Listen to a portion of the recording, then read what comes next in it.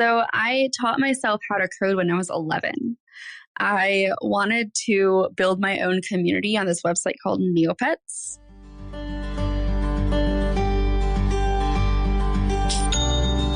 Welcome to the Milk Bottle Shopify E-Commerce Podcast, brought to you by Milk Bottle Labs, Ireland's top-rated Shopify experts. Milk Bottle Labs build, upgrade, migrate and market Shopify and Shopify Plus stores all over the world. Milk Bottle will migrate you onto Shopify with zero interruption, guaranteed, or optimize your Shopify store and maximize store sales. This podcast is kindly supported by our favorite Shopify app and the only app we install in every store. Rewind.io is the leading backup solution for your Shopify store. We'll talk more about Rewind later. Now over to your host, founder of Milk Bottle Labs, Keith Matthews. Hey folks, welcome back to the Milk Bottle Shopify E-Commerce Podcast. My guest today is Kelly Vaughn. Kelly is the owner of the Taproom Shopify Plus agency based in Atlanta. She is a darling within the Shopify ecosystem. She's one of the most successful Shopify Plus developers that I know. She's also a host of the Ladybug podcast, and she has a wonderful, wonderful story. So, Kelly, how are you? I'm doing great. How are you doing this morning? I guess your afternoon.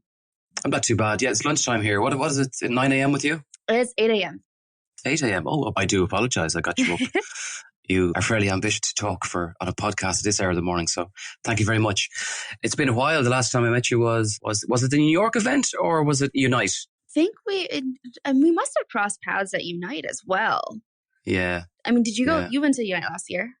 I didn't go to Unite last year, no, unfortunately. Just kidding then. Yeah, I was absolutely pursuit in New York. I actually, would you believe it, got married the week before Unite, and you should know better. You should never plan events around Shopify events. I know. I won't pretend that I tried to arrange my honeymoon to go to Unite. I certainly didn't. But the team was there. Lachlan, our lead developer, and Peter were there. So they reported back and did a great time. Kelly, I kind of don't know where to start because your success over the last 2 years has just been wonderful to watch. You know, ourselves in Milk Bottle have grown quite a bit. You know, we're getting some great clients, but obviously we're in a market which is tiny. It's probably the equivalent to a portion of your state. So let's just start. Let us know where you're based and let us know what's the story with Atlanta. What sort of a place is it? Yeah, so Atlanta, geographically wise, is in the southeast. Nobody really knows where Atlanta is. So, when we're traveling around, we usually say it's right above Florida. And they're like, oh, okay. Or they'll know exactly, they're like, Atlanta, Georgia. And they'll know exactly what they're talking about, which I'm not really sure where that connection comes from. But regardless, I absolutely love living here. I did not grow up in Atlanta. I grew up in Michigan. So I moved down south when I was just about to turn 16. And I've been down here ever since. And I love it. I think it's like one of the perfect areas to live weather-wise because we don't really get tornadoes. It rarely ever snows. So I never really have to worry about snow or ice for the most part, maybe once every 4 years. We're too inland to have to worry about hurricanes. So really all we really have to deal with is like the heat in the summer. Good. And what sort of a city is it? What sort of population is there? Is there a few million there? I think Metro Atlanta, yeah. I think in the city of Atlanta, it's probably like close to 600,000. Funny that you say no one knows where it is. I actually used to live in Bermuda, and that was one of the airport is one of the gateway cities. Oh, yeah. Well, that's one of the other great thing about Atlanta is that we have the most efficient airport in the world.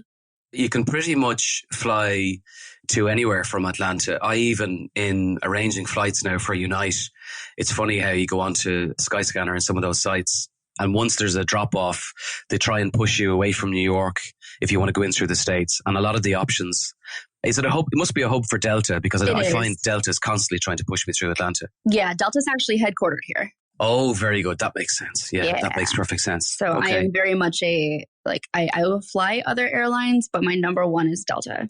Very good. So before we talk about the Taproom, Kelly, I heard your interview with Kurt Elster, a mutual friend of ours who runs the Unofficial Shopify podcast. One of the things that I was intrigued about in that interview was the fact that you never actually learned to code other than basically you're self-taught. Just give us the background on that. Yeah, so I taught myself how to code when I was 11. I wanted to build my own community on this website called Neopets. And in order to do so, you had to learn basic HTML, CSS, just the standard basic front-end development. And that is literally the reason why I wanted to learn how to code. And from there, I was creating MySpace themes. I was selling them for $15 a pop. I built my first site as a freelancer when I was 14 years old, and I was paid a t-shirt. So really good deal for him. I still have the shirt though. It's like my first dollar. I was just about to ask you, do you still have you kept it? Yeah, well, actually my dad did. So one of these days, my dad just sent, he texts me and he's like, you'll never believe what I just found. And he sends me a picture of this super ratty shirt. It is missing a sleeve. It is super dirty. He's been using it as a dust rag all these years. And he finally put two and two together to realize where that shirt actually came from. Well, I was just about to suggest that you frame it and put it up in the Taproom office, but obviously you're not going to do that because it's dirty. Oh, no, I am going to put it up in the office. Very good. So you taught yourself how to code. And another thing that intrigues me about people is where on earth they found Shopify. So how did you come across Shopify? I kind of stumbled into it. So also to kind of back up a little bit, I went to undergrad and grad school for something completely different. So I have my bachelor's in psychology and I have 2 master's degrees in public health and clinical social work. So completely left field. Wow. And I was freelancing through college to help pay for school because school or university in this US is really expensive. And I ended up connecting with somebody on Twitter who said, hey, I have some extra work that I need some help from a freelancer. And I'm like, hey, help me, I'm poor. And he reached out to me, we connected, and I was working on some WordPress sites for him. And he was like, hey, I have this other project for you. I don't really know much about the platform. It's apparently called Shopify. If you want to, go ahead and dig it and see what happens. And so that was kind of my first foray into Shopify, just customizing a theme for a merchant. And I immediately loved it. Just the way the theme was structured. I didn't have to code in PHP, which is an immediate win for me. And yeah, so that was 2014 where I first started working on that. So I became a Shopify expert in October 2014. So by the time, I think I found it in 2010 or 2011. So by the time you found it, it was a pretty well developed platform and the growth and the surge had started at that stage, hadn't it? Oh, absolutely. Yeah. It was wild just how many merchants had already existed at that point. And, we're talking 5.5 years ago. And so it's even surged beyond that. Last year they passed 1 million merchants. Past 1 million merchants, yeah.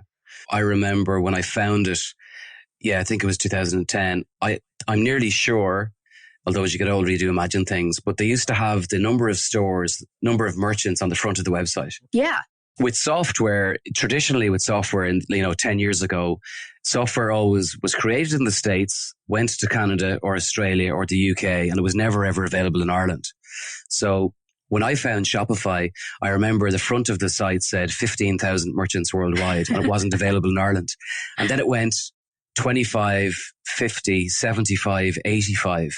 And when it got to 125,000, I remember they dropped it from the front of the homepage. So I would say at that point, by the time it got to 100,000 or 125,000, it was probably accelerating that much that someone said, no, we'd have to update it every day or every week. So yeah, we can't keep up with this anymore. Yeah. Now, it's funny that the stat is now back on the site. Did you find Shopify like most people? Somebody introed you to it. You built a store. Obviously, you built a number of stores. You got accredited as an expert. At what point did you kind of think that, you know what, maybe my 2 degrees aren't the way forward? Maybe I'm more interested in this side hustle. At what point did it kind of click that you could make a living out of Shopify? So I realized that I didn't want to use my 2 degrees about halfway through my grad degree program. So That happens to most people, by the way. Exactly. I went straight through from undergrad to grad school. I did not take any time off. So it was, I don't know how to do math, 7 years of straight college which is a lot. But yeah, so I ended up getting a fellowship at the Centers for Disease Control here in Atlanta. They needed somebody who had their master's in public health, who also knew how to code. And not surprising whatsoever, I was the only applicant. So I was a shoo-in for the position. And I was still freelancing at that time, but I was making more money freelancing than I was through the fellowship.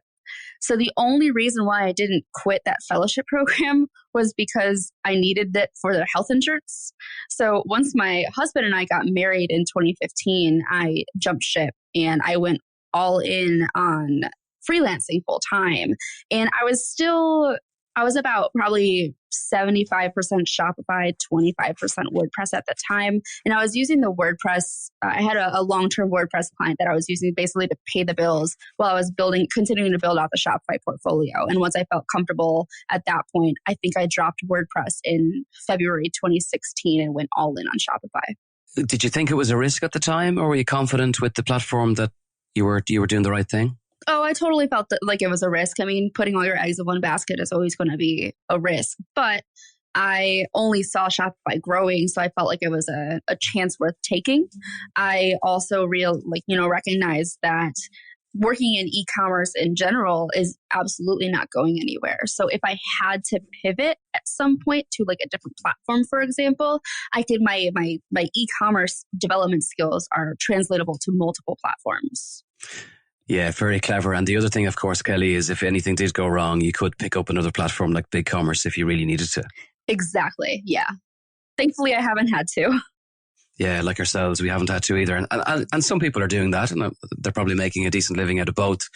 I remember when I found your website first, I went onto the About Us page, and I was intrigued to find that your team was entirely female, or was entirely female at the time. Is that by design or coincidence? It's by complete coincidence. I think I was attracting more women to join the team because the more women that were on the team, the more like, oh, this is really cool. I'm going to keep on growing, or I want to join an all-female team as well. I think we hired our first male contractor was it last year? I think it was last year. Very good. And has anybody commented on that or Oh, totally. Yeah. I've been told that I'm discriminating against men.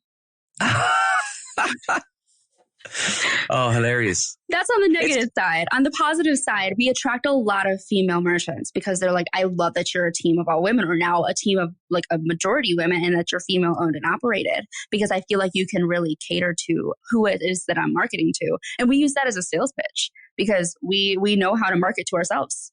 That's funny you say that, because I would too. But the other thing is that, I don't know, you just mentioned that you had a lot of female customers. I would honestly say that the split between male and female inbound leads that we get is definitely in favor of women. There's more female entrepreneurs out there that seem to be attracted to the Shopify platform than men, in our experience. Yeah, I think I'm seeing a lot of the same. Again, there's also the level of the fact that we have a lot of women reaching out to us just because we are a team of majority women. But absolutely, even like the introductions we get as referrals from our tech partners, they're majority women. Interesting. Okay. I suppose you could probably do a study on that, but anyway, we're probably too busy to overanalyze. And before we started talking this morning, you mentioned about your workspace in Atlantis. So what's the structure of the team? Are you in an office within a workspace, or is it like ourselves? Is it a hybrid model? Do your team come to the office once a week? What sort of structure do you have? Yeah, so we're a majority remote team. So we have about a little less than half of our team is in the Metro Atlanta area, but everyone else is spread throughout the US with one person in Scotland as well. I do have an office space at the same co-working space I've been working out of for the past 4 years now. And we do have a second desk in here. Our project manager comes in once a week to use that desk. Otherwise, it just sits there. Very good. Yeah, similar to the way most Shopify agencies are working. Isn't it wonderful to think that you can go online and talk about the fact that you have, a team member so far away in Scotland? Isn't it a wonderful age that we now live in? Oh, I absolutely love it. And I love that. I think that's one of the major benefits of just having a remote team in general is your applicant pool expands so quickly, and you meet the coolest people who are living all over the world who are incredibly talented. And the one in Scotland is extra special to me because she is actually one of my best friends, and she got married last year. So I got to experience my first Scottish wedding. Ah, I remember that. I saw I saw the post on Twitter. That's yeah. And now I've just mentioned the word Twitter. For those of you who don't know, Kelly, I can't talk to you without talking about Twitter. Kelly is. What's the best way to describe it, Kelly? Very active on Twitter. Is that the best way to describe it? Yes, let's put it that way. I'm rather active on Twitter. Did you always have that kind of quirky sense of humor, or did you learn it as you became a more experienced developer?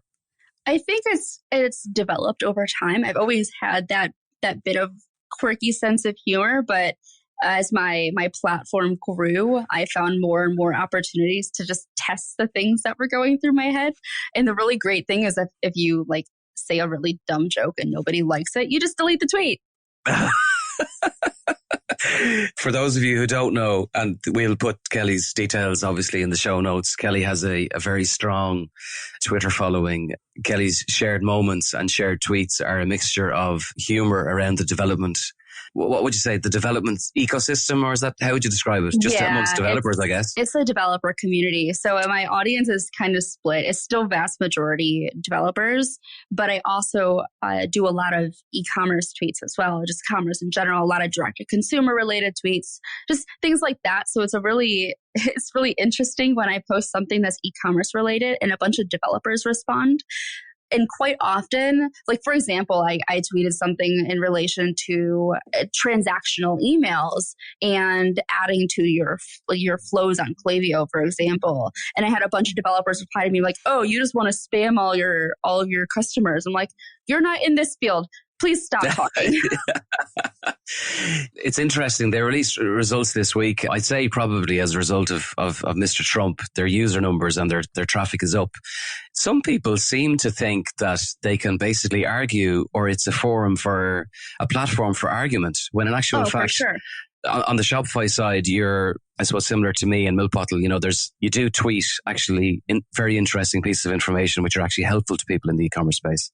But I suppose some people can't tell the difference between sometimes your humor and actual your informational tweets, I guess, which is what you have to put up with. Exactly. And sometimes like one of my informational tweets, like about more recent ones, was around subscriptions and how important it is to actually have that email to give you a heads up that your subscription is about to renew. Despite the fact that people will churn because of it, it is a sign of good customer service. And that is, I guess, a more relatable tweet beyond the Shopify or e-commerce space, because I had a lot of developers replying to that one from being a customer to a subscription service. So it kind of worked both ways in that case. Let's take a short break and I'll share the one app we install on every Shopify build. The team at Rewind.io have developed the leading backup solution for Shopify. Did you know there is no way of recovering lost data from a Shopify store? Rewind.io automatically backs up your store data. In the event of a data loss, usually due to human error, Rewind enables you to rewind your store back to its previous state. It's so simple and is used by some of the world's leading Shopify agencies, such as Kurt Elster of EtherCycle and Kelly Vaughn at the Taproom. If your store is gaining traction, you may have multiple users making changes. Often store owners allow team or app developers enter a store to add code. Sometimes mistakes happen and data gets deleted. You can reduce your business risk today and prevent a costly catastrophe by installing the Rewind.io app on your Shopify store. Get your first month of Rewind for free by simply responding to any of the welcome messages or emails you receive after you begin your 7-day trial and mention this podcast. Now, back to the interview. I remember that was quite recently, actually. The tweet made perfect sense. So I suppose really what you're doing there is not to make a bore out of your Twitter account, but you're adding more value. So in other words, people come to us and people come to you to say, look, I want to add 10 or 20% to my Shopify store. You say, well, if you've got automated email, chances are, like us, you'll say, let's set up these flows with Klaviyo. That email and that piece of information that you just mentioned is actually adding more value, because you're not just, that's based on experience and based on seeing the kind of the opposite effect. So what you're saying there is, in actual fact, that if you give people the opportunity to unsubscribe before they're charged, that in actual fact they'll appreciate it and they may actually stay subscribed. Isn't that the logic there? Yeah. And also you avoid the customer support requests of people who say, hey, I didn't mean to get charged again. Can you cancel my subscription and refund me? And then you enter into that territory. You're like, well, do I refund them? I mean, obviously it's going to vary from business to business how you want to handle it, but it adds extra friction to the process in general. You can also use your subscription's about to renew email as an opportunity to upsell one-time products with your next subscription too. So, I mean, there are a lot of things that you could do with it. Even though people might churn, you can actually end up creating more value out of that email. Yeah, absolutely. In following you and, in conversing via Slack, you are as intrigued with Klaviyo as I am, aren't you? Oh, absolutely. I absolutely love it. It's probably one of the first tools, obviously besides Shopify and besides apps, has an instantaneous effect on client revenue. Exactly. It's actually very hard to explain that to the client before you're trying to upsell the fact that I'm going to charge you for this, but don't worry because you're going to get 10 times the revenue back. Yeah, it's kind of like one of those, like, you can't really say, I guarantee you're going to make money from it, but I guarantee you're going to make money from it. We've never put it into a store and not gained money for the client. So exactly. Kelly, I've heard you talk in the past. Obviously, I'm in Europe and I'm following plenty of people on LinkedIn and Twitter. And there's two kind of terms that I'd like to just dig into. DTC, which is direct to consumer, and Headless E-Commerce. Mm-hmm. And when that term Headless E-Commerce was coined about 6 or 9 months ago, you were one of the first people that I know that tweeted or put up a message, I think it might have even been on the Slack group that we're in, to say that you're in the middle of your first Headless E-Commerce project. Can you explain to the listeners what Headless E-Commerce is? Yeah. So basically what happens with Headless E-Commerce is you're decoupling your back end from the front end. So it allows you to use whichever systems make the most sense for your company. In this case, you can use Shopify as the back end of your site. So you're storing all of your products there, you're storing a lot of your content there, but maybe you're very content heavy as far as like blogging goes. So you want to use a platform like Contentful to actually store the content side of things. And then you can take those two systems to have you have Shopify and you have Contentful who talk to a third system that is actually the front end of the site that your customers are going to be interacting with. It really opens up the opportunities for how, when you have a more complex setup for a business, how you really want to structure that. The world is your oyster. But does that pose a risk for Shopify or an opportunity? So in other words, if you have a massive multi-site portal with 25 different international domains, and you only want to use Shopify for a tiny part of one of those domains, you would use Shopify for the e-commerce portion and then leave the rest the same. That's right. Yeah. So, but what we would do with most customers is migrate the entire international operation onto Shopify. Is the future of it that it's an opportunity for Shopify to go to places where they never went before? Or is it an opportunity for other customers just to take the little pieces of Shopify that they want? It's actually both. I think it's a really great opportunity. It's definitely a value proposition on the Shopify end, because you have these more complex enterprise level merchants who couldn't really fit into the box of what Shopify or Shopify Plus has to offer, that they need to use these other systems that they already have integrated into their company. And by opening up the storefront API on Shopify's end, they've now given those merchants an opportunity to take advantage of what they need from Shopify. And they're able to use Shopify to actually power the commerce part of things while still keeping all of their other systems intact. Okay, so for you then running an agency, do you have to be an API expert then to work out how it all works? Or, is there information readily available from the Shopify side, given that it's kind of early doors, although it is being talked about, but I mean, it's early doors for Headless in principle, isn't it? It is, yeah, it's definitely still early. And I think the documentation that they have for the Shopify storefront API, which is powered by GraphQL, it's very well documented. There are platforms out there, like the one that we are partnered with is called Nacelle. It is a Vue.js-based platform, and I can give you the link to put in the show notes for that. They actually handle all of the heavy lifting on the GraphQL side of things. So really all you're doing is connecting your store by creating a private app within the store, grabbing the API key and password for the storefront API, plugging them into Nacelle, and then it automatically grabs all of your products, all of your page content, all of your blogs, everything that you need in there. And all you need to do is actually build out the front end because now you have all the data ready to go. So in that case, you don't really need to do it. You don't really have to have the knowledge of the API and how to work it. Although I will say there's definitely a lot of value with it. Oh, very good. Yeah. So you've described it to be simple, but obviously there's quite a bit of work in the back end. There is. And it's worth saying that headless commerce is not a good fit for all merchants. If you have a pretty basic setup, if you're not doing too high of revenue, I think that you need to be doing probably at least $2 million a year to really make sense for it, because there are additional costs that come with having a headless setup. You're paying for multiple servers. And where like your site is not deployed on Shopify, so you're also paying for wherever that is being deployed to, wherever it's being hosted. So there are additional costs that come with it. There are also certain apps that are within the Shopify ecosystem that don't currently integrate into these headless front ends. So basically, the way that these companies like Nacelle have had to approach things is they need to talk to the app developers who built, let's say, Okendo reviews app. And they're like, hey, we want to be able to offer Okendo to our Nacelle customers, but we need to rewrite the entire app in order to make that happen. So they have to work with these app developers to see if it's even possible. So there are definitely some apps that don't translate into a headless front end because they're just not built to communicate via API. Yeah. So as you say, it suits some people and there's obviously an investment required. I'm assuming then that if you've got thousands and thousands of pages that are indexed by Google, you have to keep that old system, the old host alive. For a while, you can keep the URLs all the same as well when you move over to Nacelle. So you kind of have that. And again, Nacelle is one of the many platforms that are, there aren't that many. One of the platforms is just the one I'm most familiar with. But yeah, you have complete power over how you actually want those URLs structured. So you can keep everything intact in that sense. But you are, of course, pointing to a new website.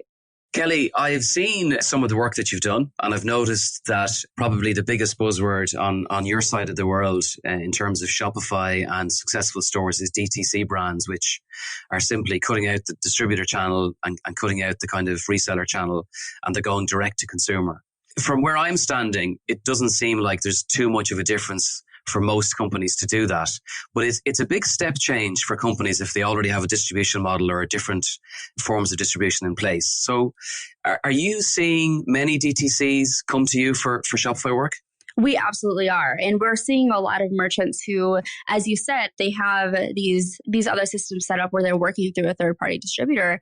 Like we were speaking to a client last week who basically said 95% of our business is through other retailers and only 5% is still being sold direct to consumer. And we want to grow that 5% exponentially. So we're seeing a lot of interest from merchants wanting to shift to that DTC model because it by removing the middleman, they're also increasing their margins as well in their products. But for Shopify, there's no real difference. Sure, there's not. I mean, you're building a standard Shopify store. The consumer is transacting as normal. Are those DTC brands, are they still keeping their distribution channels in place and possibly using Shopify for wholesale, or have you seen that?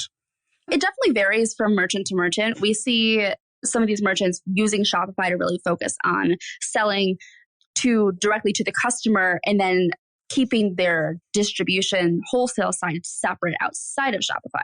Speaking of Twitter and all things social, I meant to mention your Ladybug podcast, which you launched, what was it, about 6 months ago? Yeah, I think our first episode launched the first week of July. And like everything that you do, it just exploded very, very quickly. So tell us about how you met the girls and what you talk about. Yeah, so we're all friends. We connected over Twitter. And I don't know who actually started this conversation, but we had a group Twitter direct message chat going on. We're like, hey, what would we think about starting a podcast? Oh, that sounds kind of fun. Yeah, we could talk about all these fun little things and just, kind of like this. It's a very conversational, just fun things, but also educating people at the same time. And next thing I know, we are buying podcasting equipment and we're getting everything arranged to set up. We did like a 10-day countdown and then launched a teaser episode basically announcing that hey, we started this podcast and you're going to be hearing from us every Monday from here on out. And it immediately blew up. I was not expecting the traction that we got from that. We immediately had companies reaching out to us saying, hey, we want to sponsor your podcast. I'm like, I don't even have any episodes out yet, but that's awesome. Wow. We had somebody get a tattoo of our logo. I thought that was a joke when I saw it on Twitter. No, it is absolutely legit. They got a tattoo of our logo. And okay, it is a super cute logo. But wow. That is some passion. I think that was when we had released our first episode at that point. Your colleagues, your co-hosts Emma and Ali, are they more technical than you? As technical? What's their background? Yeah, so we're all software engineers to some capacity. Ali actually teaches people how to code through General Assembly, and Emma works as a software engineer in Germany. So Emma she went through through undergrad. So she has a CS degree, a computer science degree. And Ali started undergrad to get a CS degree, ended up dropping out and teaching herself the rest of the way. And I am self-taught. So we kind of bring different skills to the table. And it's really created a fun conversation since I'm very business focused. I'm very entrepreneurially focused. That's a word to say. Kelly, I'll help you out. You're commercially focused. We'll say that. Perfect. Exactly. It's a much easier word to say. But yeah, so it's really led to some really interesting conversations. And we've been able to interview other people who specialize in various areas of tech. Whether it's actually, we got to interview one of my friends, which that episode released this week, who specializes in building games. Like she works for a company that builds casino games. Wow. So like it's super fun. The funny thing about running a podcast is you're interviewing people and you're learning yourself as well.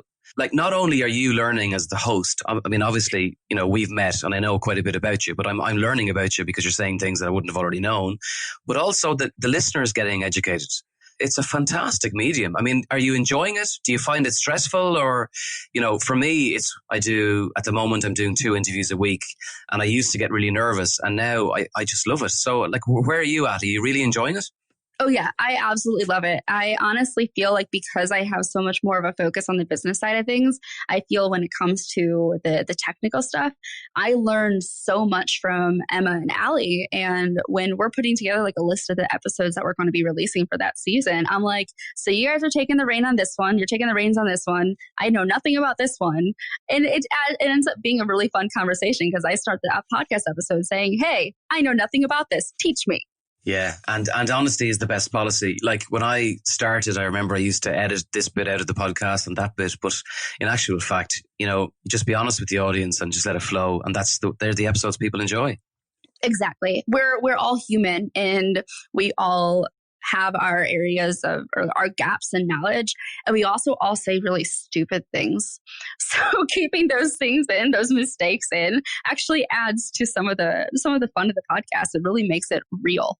100% agreed. And look, it's just been fantastic talking to you. And I'm looking forward to meeting you again at Unite. But before we go, Kelly, I want you to plug your store. Yeah. And the reason I want to plug it is because this is a prime example of how somebody can take a hobby or just a thought and use the Shopify ecosystem to actually sell and transact online. So your online shop, K-Villy, tell everybody what it sells. It's all a merch for developers. It's just fun, dumb jokes or really clever things occasionally. And yeah, it's got mugs, shirts, stickers. I think there are some blankets and pillows. Just like a bunch of really fun stuff that people love the quotes. And I basically turn a lot of my Twitter jokes into products that people buy. Yeah, so like it's mouse mats, is it? Mugs, that sort of merch? Exactly, yeah. And did you ever think that anybody in the world would buy Kelly Vaughn's merch? No, not ever. And honestly, it was actually Headless Commerce that started the store to begin with. I was curious about how Headless Commerce worked. Now I was working with Gatsby, which is a React-based front end. And I connected this Shopify store for an API into it. And I'm like, I need a product to work with so I can actually sync some data to it. And so I took one of my tweets, I took a screenshot of it, and I put it on a mug. And I use a service called Printful to actually do the fulfillment. So I don't have to do any of the printing, fulfillment, shipping. Oh, it's amazing. And it generates these mock-ups. And there was a picture of a really sad git commit log of just me very clearly frustrated about development in general. And it was the mug surrounded by donuts. And it was hilarious. And so I posted that on Twitter, and I'm like, I just made this fake product, and it's really funny. And I had multiple people be like, no, seriously, I want to buy that. And I'm like, okay. So I put it up on my store. In the conversation we had previously, like you were mentioning about the places that people are buying, like you've shipped all over the world, haven't you? I have, yeah. I don't know what my country count is anymore, but it's getting up there. It's at least 30. Fantastic. And are you adding to it all of the time, or have you just kind of let it sit still and like, does it become a diversion, I suppose, really is my question. It's so exciting when your phone goes ching, ching. Oh, absolutely. And I love when that happens, but also, I run 3 businesses now with the Taproom, the podcast, and now the store. And unfortunately, the store has kind of taken last place as far as getting things done. And my husband keeps on reminding me, he's like, hey, this is free money. You need to keep on working on this. And so I actually have him starting to make products too, because he's also in IT. It's very hard when you've got a few different balls in the air. There's only so many hours in the day. So exactly. But Kelly, it has been absolutely wonderful talking to you. I will see you at Unite, and thank you very, very much for your time. Yeah, thank you. This is a lot of fun. I'll see you at Unite. Thanks for listening to the Milk Bottle Shopify E-Commerce Podcast. All of our episodes are available on Spotify and iTunes. We really appreciate the support of our sponsor, Rewind.io, the leading backup solution for your Shopify store. Get your first month of Rewind for free. Just respond to any of the welcome messages or emails after you begin your 7-day free trial and mention our podcast. Until the next time, take care.